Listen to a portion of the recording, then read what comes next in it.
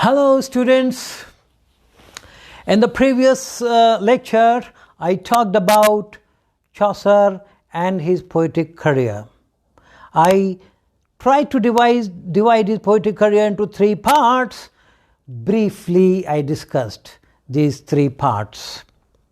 In this lecture I will dwell at length and discuss his poetic career in detail and the influence Chaucer had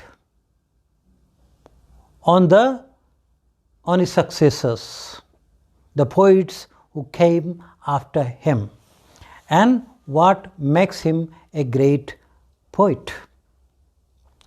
Chaucer is the first great poet we meet in English literature. He is regarded as the father of English poetry and of English language. Remember this thing always. He is regarded as the father of English poetry and English language. And he was the first poet to introduce the metrical form, including rhyme, including stress. He used iambic pentameter in his poetry, and he was the first to use the iambic pentameter in the heroic couplet. I will talk about heroic couplet in the later lectures. Heroic couplet became very popular during the Restoration period. He was also the first great poet to use the East Midland dialect, which was to become the official language of the country. It was a language, East Midland dialect was the language spoken in the region which comprises London, the University of Oxford, the University of Cambridge, and the Royal Home. Do you know what is Royal Home? Royal Home is the place where the kings and queens of England live.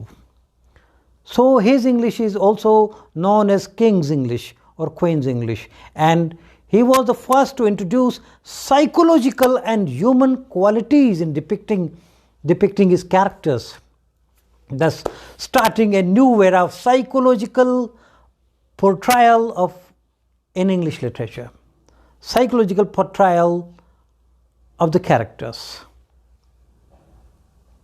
He was also the first poet to be buried in Westminster Abbey's Poets' Corner. He was the first poet to be buried. There a corner later on was reserved for poets and writers and literary figures, and they were buried in that corner in the Westminster Abbey. It is customary to divide Chaucer's literary production into three periods according to the dominant influences under which he was writing. A French period,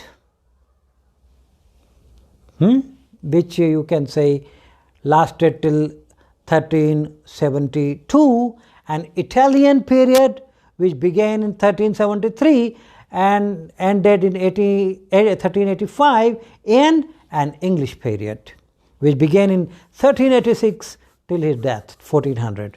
This division is useful and essentially true if we remember that the periods are not so much successive as cumulative.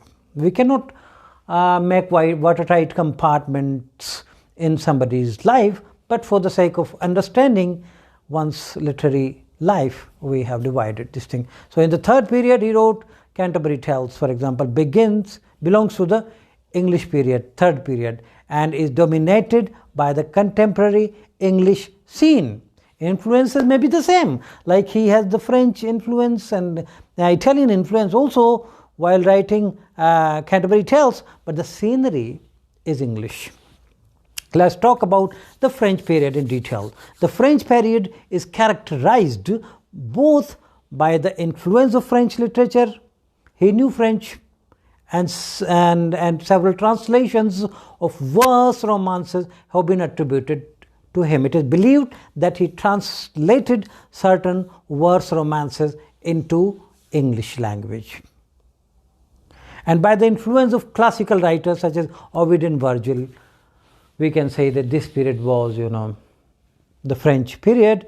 To this period belongs the book of the Duchess, which is a dream vision poem written to praise and commemorate the death of Blanche, Duchess of Lancaster, killed by the plague. Plague was an epidemic which killed thousands of millions of people in England. It played havoc, caused havoc in England and Europe. He also translated into English the Roman de la Rose, and the translation was known as Roman de la Rose, Roman of the Rose. The Italian period. Let's talk about, earlier I talked about the French period, now Italian period. Chaucer's first contact with Italian literature was in 1372. He went to Genoa and Florence. He was in Italy again in 1378 also. And in this period, during this period of Italian influence, Chaucer wrote the unfinished House of Fame, the Parliament of Fowls, the Troilus and Cresside, and the Legend of Good Women. The House of Fame is a dream vision.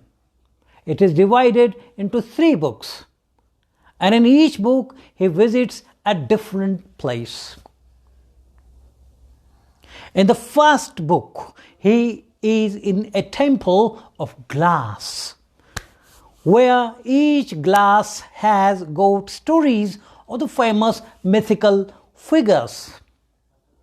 Figures like, you can say, Cupid, mythical figures, figures in Greek mythology. So the figures like Cupid, Venus, Vulcan, Aeneas, women betrayed by their lovers like Dido, the great heroes like Achilles, Medea, Hercules, Deianira, Theseus, and others. In the second book, he is taken by an eagle to the House of Fame on a high rock. In this house, he sees the goddess of fame, a creature with partridge wings and countless tongues and eyes and ears. So fame, what makes one famous? If different people talk about a person, that person becomes famous. Different tongues, different ears, different eyes make one famous. So the eagle explains how fame works. There is no real virtue or reason that causes men to rise to the fame. You must have seen many politicians who don't deserve the fame they enjoy. Fame decides by whim. At the beginning of the third book, he enters the House of Fame, where 9 groups of persons try to meet the goddess of fame for favors. They seek the favors of the goddess of fame. Then he is taken to the house of rumor, where he hears a crowd of people telling each other news and gossips, and lies and truth sometimes. The book reflects the influence of Dante's Divine Comedy. Dante visited different parts of purgation and different places. In this work, in the Parliament of Fowls, the poet is taken to the temple of Venus on St. Valentine's Day. You must be very familiar with this mythical figure, or he is a historical figure rather than this. The goddess nature has assembled the birds there to choose their mates. According to an old belief connected with Valentine's Day, every bird chooses his own mate on this day. So many people celebrate this day, but they are not aware of the story behind St. Valentine's life. Troilus and Cresside is considered Chaucer's greatest achievements before the Canterbury Tales. Based on Boccaccio's Il Filostrato, Troilus and Cresside tells the tragic story of Troilus' love for the beautiful Cresside. How she proves unfaithful to him and how he finds in death an end to his sufferings.